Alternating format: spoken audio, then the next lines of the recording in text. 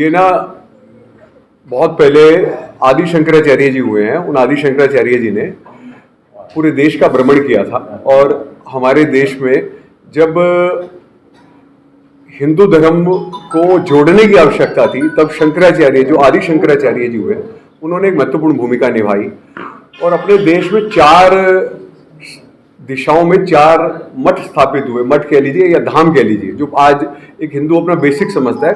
इन 4 धामों की यात्रा करना, जिसमें बद्रीनाथ जी उत्तर दिशा में, साउथ के अंदर रामेश्वरम, नॉर्थ में बीच में गुजरात में द्वारकाधीश और इधर जगन्नाथपुरी, ये 4 है। तो उसी से अपनी ये परंपरा पड़ी कि 4 धामों में 4 शंकराचार्य भी हमारे वहां पे विराजमान है। एक हिंदू के लिए बड़ा आवश्यक है कि ये सारा हो, एक बात। दूसरा, जो वर्ल्ड वाइड आप देखें कि पॉप जॉन पॉल जो है वो ईसाइयों के सर्वश्रेष्ठ गुरु हैं, ऐसे ही हिंदुओं में जो है ये जो हमारे 4 शंकराचार्य हैं ये हमारे सर्वश्रेष्ठ हैं, ये सबको पता है। तो ये बात है। भारत देश में बहुत बड़े बड़े घटनाक्रम होते हैं, तब एक शंकराचार्य जी का एक विशेष महत्व रहता है किसी भी बात पे।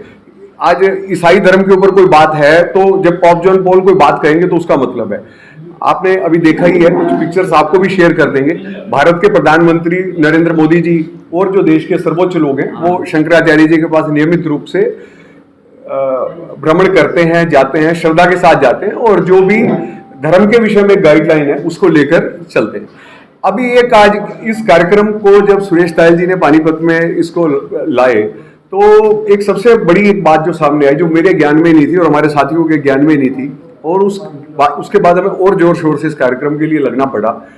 हमारे एक साथी हैं, बहुत अति धार्मिक हैं, पानीपत में संस्थाओं में भी रहते हैं, सब लोग उनको मतलब आते रहते हैं, उनका धार्मिक रूप से सक्रियता। मैंने उनसे कहा कि शंकराचार्य जी पानीपत आ रहे हैं, तो उसने मुझसे कहा भाई ये शंकराचार्य जी का, मैंने कहा आपको पता है? कहता बस मोटा मोटा सुना है, मुझे पता नहीं, शंकराचार्य पद्धति के विषय में नहीं पता।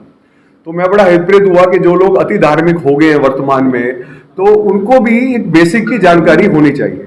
हमारे हिंदू धर्म के अंदर 4 धाम हैं, हमारे हिंदू धर्म के अंदर 4 शंकराचार्य हैं, 36 शक्ति पीठ हैं, पवित्र नदियां हैं, पवित्र पर्वत हैं, पवित्र समुद्र हैं, जो हम एक धार्मिक रूप में सब चीजों को देखते हैं। तो एक हिंदू के लिए बेसिक है।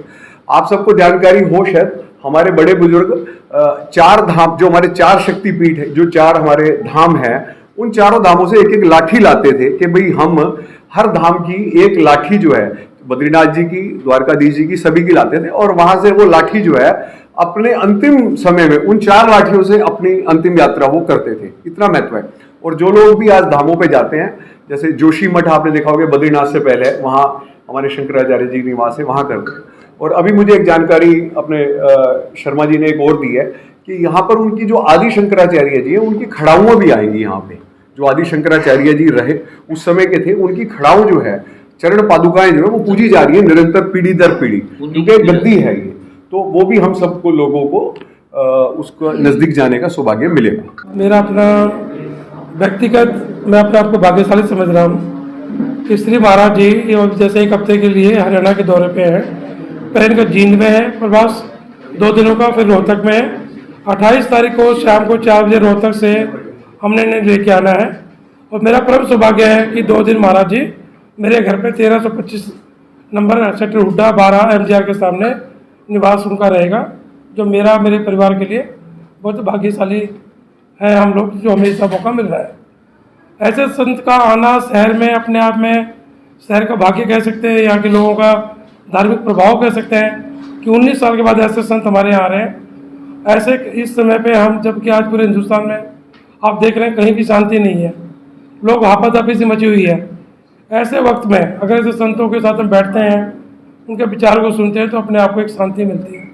मैं सभी से, शहरवासियों से ये निवेदन करना चाहता हूँ, 29 तारीख को शाम को 5 से 8 बजे के बीच में श्याम बाग में जरूर आएँ, अपने दोस्तों के साथ, रिश्तेदारों के साथ, सबके लेके आएँ और महाराज जी के दर्शन करें, उनके विचारों को सुने।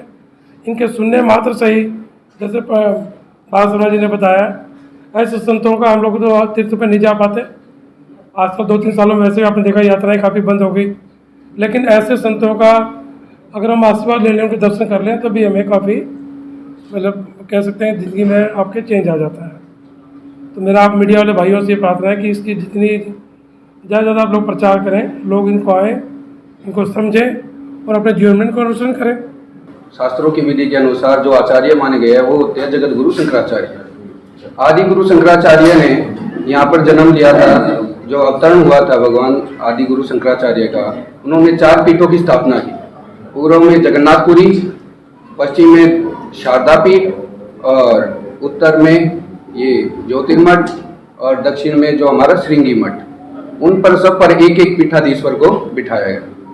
पीठाधीश्वर बिठाने के बाद उसके जो पूरे इंडिया की, पूरे भारत की जो भी संरचना, मतलब कैसे भी उसका चलाना है, सनातन धर्म का कैसे प्रचार करना है, सब उनके अंतर्गत आता है। तो हमारे 29 सितंबर 2022 को जो जगन्नाथ पीठ के पीठाधीश्वर स्वामी शंकराचार्य स्वामी निश्चलानंद सरस्वती जी पानीपत में आ रहे हैं। ये बड़े सौभाग्य की बात है पानीपत वासियों के लिए, जिनके दर्शन मात्र से सभी तीर्थों का पुण्य मिलता है। भगवान राम और लक्ष्मण जी, एक बार लक्ष्मण जी ने पूछा कि हम वन में जाते हुए इतने संतों से मिले हुए हैं, उनके हमें नाम भी याद नहीं है। लेकिन उन्होंने, भगवान राम ने ये कहा था कि जो संतों से मिलना और उनके नाम याद रखना अलग बात है, लेकिन उनसे मिलना, जो हमें उनसे पॉजिटिव एनर्जी मिलती है, वो हमारे लिए बड़ी सौभाग्य की बात है। ऐसे ही शंकराचार्य जी के दर्शन करना बड़ा दुर्लभ है। और लगभग 2003 में इनका आयोजन हुआ था। 2003 में 20 साल बाद पुनः पानीपत की धरती का कुछ पुण्य किए हुए वो सामने आए हैं, जिससे कि दोबारा 29 सितंबर 2022 को शंकराचार्य निश्चलानंद सरस्वती जी पूरी पीठ के पीठाधीश्वर जगन्नाथ वो यहाँ पर आ रहे हैं।